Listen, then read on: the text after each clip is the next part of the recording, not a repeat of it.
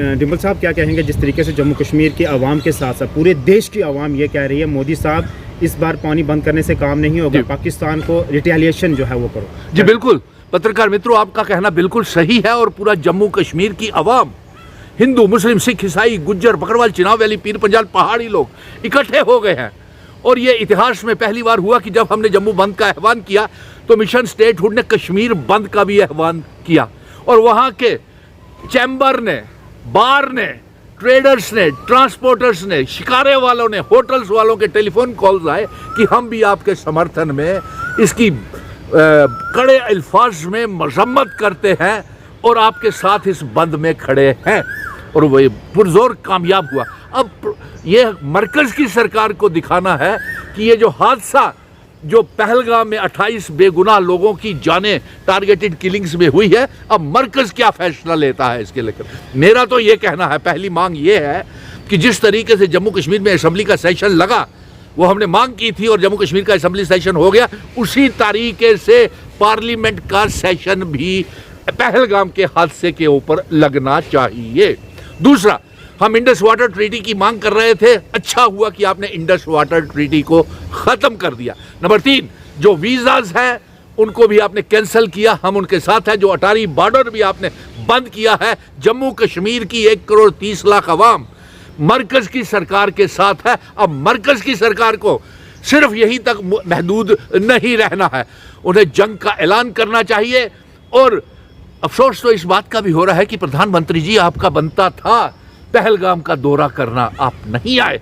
आज हमारा जम्मू कश्मीर में सैलानी टूरिस्ट को अगर किसी ने बचाया तो वो आदिल ने बचाया और उसके जैसे कई नौजवान घोड़े वाले थे जिन्होंने बचाया।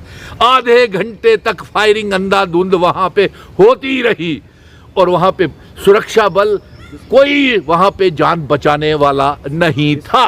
और इसके साथ साथ आपने खुद देखा कि अगर जानें बचाई और घरों के घर खोल दिए मेहमान नवाजी के लिए, तो वो मुस्लिम भाइयों ने किया। वहाँ पे घोड़े वालों ने अपने नीचे लटा करके छोटे छोटे मासूम बच्चों को उनकी जानें बचाई। आदिल शहीद हो गया। और यही नहीं, अब अफसोस इस बात का भी हो रहा है कि हम जो पाकिस्तान ने एक साजिश की थी, उस साजिश का शिकार हिंदुस्तान के लोग हो रहे हैं। हमारे बच्चे जम्मू कश्मीर के दूसरी रियासतों में उनकी मॉब लिंचिंग हो रही है, उनका बुरा बर्ताव हो रहा है, हमारी बेटियों के भुरके उतारे जा रहे हैं।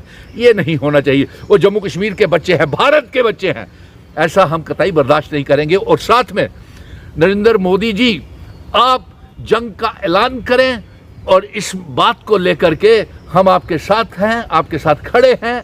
और जम्मू कश्मीर की आवाम ये चाहती है कि अब कोई एक्शन होना चाहिए आतंकवाद के खिलाफ। और आज तो पूरा जम्मू कश्मीर एक हो गया है, पूरा देश लहूलुहान है, पूरे मुल्क के ऊपर ये हमला हुआ है। तो इसकी हम कड़े अल्फाज में मजम्मत करते हैं। और अफसोस इस बात का है मेरे पत्रकार मित्रों कि आज जम्मू में भी इसका बुरा असर पड़ा है। सारे हमारे ट्रांसपोर्टर्स, टैक्सी स्टैंड्स, जितना भी बाहर के टूरिस्ट आ रहे थे, कोई रेलवे स्टेशन के ऊपर टूरिस्ट नहीं आ रहे हैं। जो जम्मू से कश्मीर लेकर के जो ट्रांसपोर्टर जाते थे वो भी खाली हो गया।